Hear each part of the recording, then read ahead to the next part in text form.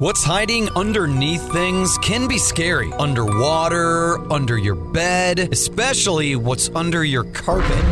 Except when you get new carpet from Carpet One Floor and Home. After tearing up your old carpet, they'll vacuum and apply Health Annex antimicrobial to your subfloor, disinfecting and killing mold, mildew, and any remaining general awfulness. Carpet One Floor and Home goes the extra mile to protect you, your family, and your home. Carpet One Floor and Home in Columbia, making your home beautiful, guaranteed. Good morning and welcome to Radio Friends on Tuesday, February the 9th. Pleasure to have you with us today. And I've got a friend of mine sitting about 7.5 feet away. We're socially distanced there. Lindsay Lopez, the Food Bank of Central and Northeast Missouri. Good to have you here, Lindsay. Well, glad to be here. Thank you. You guys have been working so very, very hard the past year, and you don't know what you've got coming up with 2021. But we were talking before we went on the air about how wonderful this community has been to the food bank. There's no question about it. We've faced the biggest challenges that we have ever had to in the food bank's history. And this is our 40th year, by the way. The food bank was founded in 1981. So we've grown tremendously. And unfortunately, the need has grown tremendously, too, over time. Would you say that the year 2020 was the hardest year that the food bank has ever experienced as far as having to help people? I've been in this role for 6 years, so certainly that's the only perspective that I have to share. But yes, in speaking with board members and others who have been a part of the food bank family for a long time, I absolutely believe that 2020 was the most challenging year that we have had in our history. How many people, and I don't know if you come up with those figures, but when you look back over the past year, how many families or people did you help? Well, on average, we served over 100,000 people every month. That's a figure that was in place even prior to the pandemic. But what we saw, Paul, is just a spike, a dramatic increase in the number of people who needed assistance with food. For example, the Central Pantry here in Columbia, a number that I have, a more recent figure, in the month of November, they served over 14,000 people. That's up about 4,000 people from an average month. So we hear these stories over and over. We have heard them throughout the pandemic that people are struggling when they've lost their job or they've lost access to income. They are having to choose between paying for their bills and food. When you look at your annual budget and you look at the amount that you have that you can allocate to these various costs that you have and bills that you have to pay, the one place where you can really compress your funds is what you spend on food. And that's why we see so many people who are food insecure. And many of the people who are coming in now asking for assistance, I would imagine a year ago, they had no idea that they would be in this situation through absolutely no fault of their own. We hear that story over and over and over. Many people who visited a pantry for the very first time in their lives. I try to put myself in that situation and wonder how I would feel if I had to go in and ask for assistance.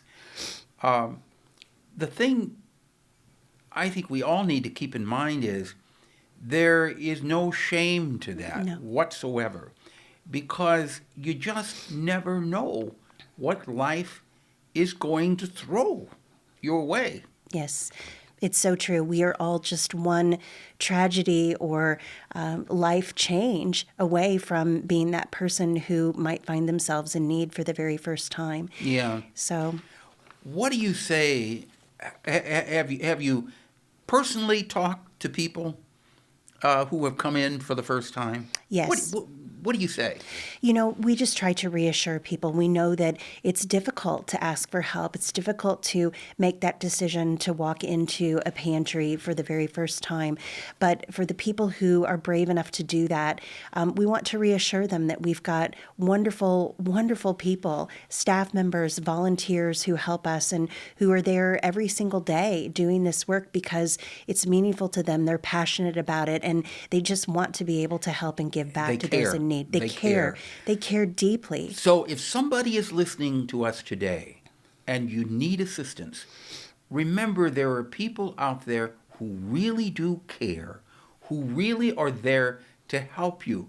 There is nothing to be ashamed of if you need to ask for help.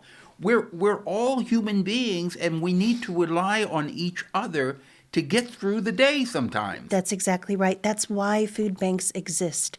That's why pantries exist. That's why we do this work, because we recognize that there are people who have these periods of time in their life, maybe one time that they need assistance, maybe it's over a period of time, but that's why we're here to help. That's why we do what we do. Yeah, and then if you did receive some assistance and you get back on your feet, then you can pay it forward. You can help out again. For people listening or watching right now, what's the best thing they can do to give assistance to the food bank?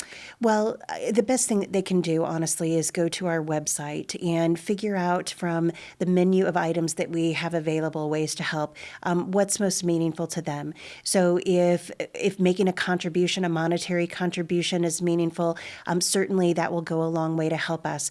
If hosting a food drive is something that resonates with them, absolutely, that's a way that they can help.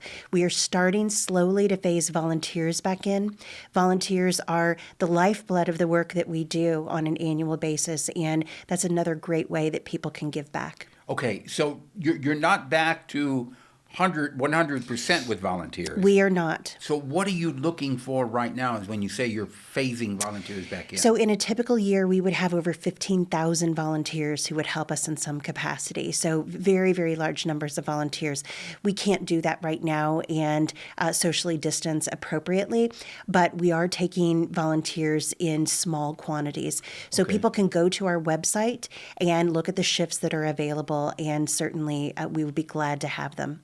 Okay, so that website is? sharefoodbringhope.org. Okay, and it's all one word, sharefoodbringhope.org. You can go onto that website. You can make a contribution if you like. You can help set up a food drive, or you can sign up to volunteer, and when they're able to bring in more volunteers, you'll be on that list to help out. Absolutely. Lindsay Lopez, thank you so much for coming by. And I personally appreciate the compassion that you show for your job at the food bank. I know at times it's got to be trying, and it's got to be an emotional strain. It's my absolute honor and privilege. I'm glad to hear you say that. And when I look in your eyes, I know you're telling me the truth on that. Thank you, Lindsay, so much for coming by. Thank you, Paul. Okay, we're out of time for today. Before we get too emotional here, we'll say goodbye. Something you'd like to hear or see, drop me an email, pepperp@missouri.edu. When you go out and about, please wear that mask and stay safe. Okay? See you tomorrow. Bye-bye.